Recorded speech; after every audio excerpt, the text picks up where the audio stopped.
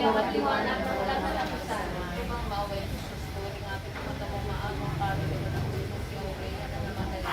Dahil sa kanya napakasakit at pakamatay sa krus siya naman. Diyos ko, alang alas sa kasaganang buko na yung pinawis na manalangin ka sa kalangan. Awa at patawarin ang kaluluwa ni Aurea. Diyos ko, alang alas sa tampan na tinanggap na yung kagalang-galang ng Awa at patawarin ang kaluluwa ni Aurea. Diyos ko, alang alas sa masasakit na bukas na iyong pinili.